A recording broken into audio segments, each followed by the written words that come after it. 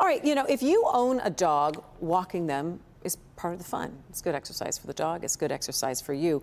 But you may not realize that there are a lot of injuries that come from walking the dog, whether it's tripping, whether the dog is pulling, or there's leash wrapped around legs. A lot of things can happen here. Dr. Frank McGeorge has more on how you can protect yourself and train your dog.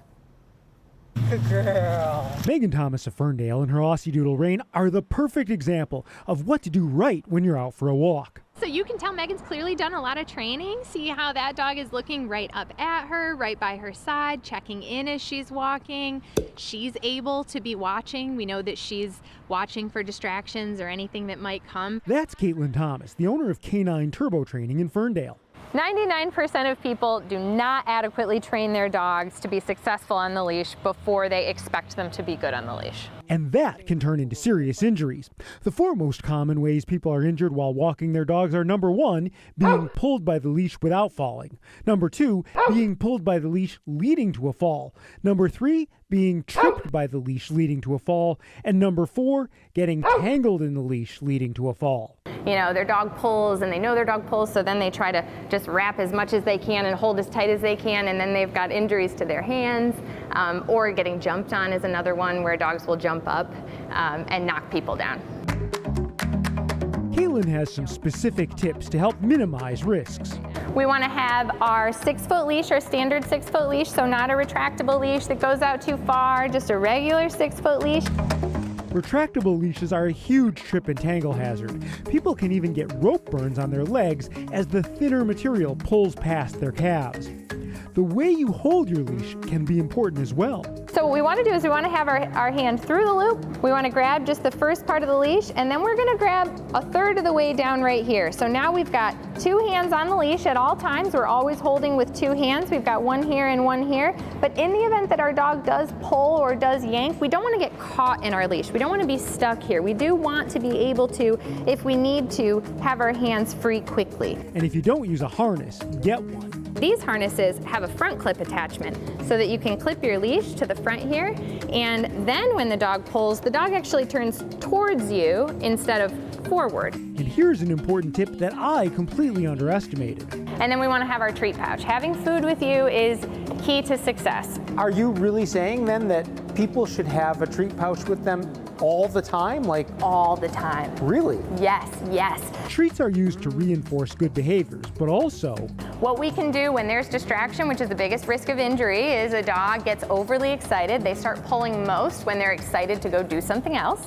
For us, we need to be more interesting than that distractions. So we're bringing our treat pouch, making sure that we have all of our good stuff so that when we have our dog out, we can make sure that we are reinforcing the things that we want to see more of, like a loose leash walk or paying attention to me when a distraction pops up. Speaking of distractions, it's also important for you to pay attention when you're out. Know what's going on. If there's a dog who pops out, I want to be prepared. Whether it's another dog, a truck, or a person, being aware of what will excite your dog can help you prepare to handle the situation. If I can recognize it beforehand, sometimes I'll get a treat out and try to get her attention beforehand so I can keep her from getting distracted in the first place. All right, so Caitlin Thomas is now here with me, here down at Local 4 downtown. I'm so glad that you're with me. I love this story because there's so much here, just about safety, but really how we interact with our dogs. So who is this? This is Hero. Hello, Hero. Hero was adopted about a year ago. Okay. So he came from a rescue about a year ago. So he's actually still in training. We had him demoing a little bit for the segment we had, and he was great. So now here we are out in the real world. Which is very different. You talked about the difference of indoor and outdoor training. So, but let's talk a little bit about some of the common mistakes that people make with this. Gosh. Yeah. So one of the biggest things is they inadvertently reward behavior that they don't want. Yeah. So for example, our dog jumps up for attention and we pet them to say oh, hello. Good boy, good boy. Yes, and then a visitor comes over and they jump on the visitor, and all of a sudden we don't want that. Right. So we change the rules really quickly on them. So that can be really frustrating and confusing for our dogs. So that's one of the biggest things, is really making sure, what are we we rewarding, when, and what do we want our dog to do? Okay, exactly. So we have to communicate with them. Yes. Sometimes we talk about you can't teach an old dog new tricks. It's never too late to start training, though, is there? No, it's such a common misconception. You know, I wish people didn't say that. Dogs are learning all the time, every day, and so the more we're working with them, and you know, our senior dogs, they need to learn too. They need to work too. Their minds are busy, so they also deserve the same amount of training that we give our dogs at home, our puppies. So we've got Hero here, and you were talking about how even when we start to just acclimate to the surroundings that he's in right now. Yes. And so what were you just starting to do to make sure that he's listening to you, that he's attentive when you are on leash with him? Yes, exactly. So we're just doing a little warm up. So for him, he's got perfect, flawless training indoors, but he's still working on outside. Okay, so he's kind of at, come here, buddy. He's at his next level. So now we're starting to practice in the real world. So what I'm doing is, Hero, yes, I'm making sure to reward him every step of the way. So anything he does that I like, I'm gonna reward. Yes, good boy. Come here. He was walking right by my side there. Any check-ins that he does. So here he's pulling. Yes, there you go. Here he's pulling. So I just stopped. I said, oh, I don't want to reward that. So I'm just going to stop. You don't go along with the pulling. Exactly. Right. Yeah, I don't want to be yanked on the sidewalk. So what I do is I just stop and he says, oh, I know what I'm supposed to do here. I'm supposed to look at you. And so then I can reward for that behavior. Okay. So I'm just making sure he's nice and warmed up. I'm not rewarding anything I don't want, and I'm rewarding what I do. I'm making sure I'm capturing when he does the right thing. When Hero shakes like that, it's a little stress response, isn't it? Yeah, it's a like, little stress ooh. response. That was a little much. So I asked him to do a little bit more than he was capable of, so he got a little bit stressed out.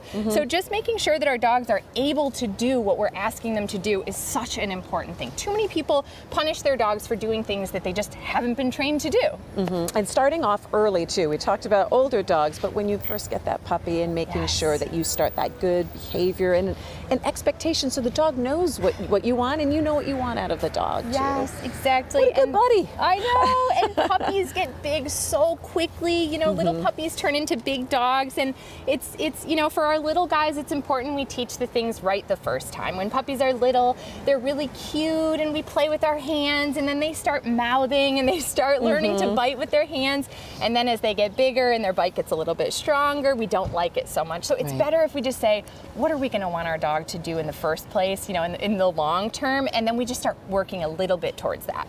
In terms of safety, even finding places where your dog is routine and walking and knowing where you are and kind of cutting down on the possibility of injury, that's one of those things too, right?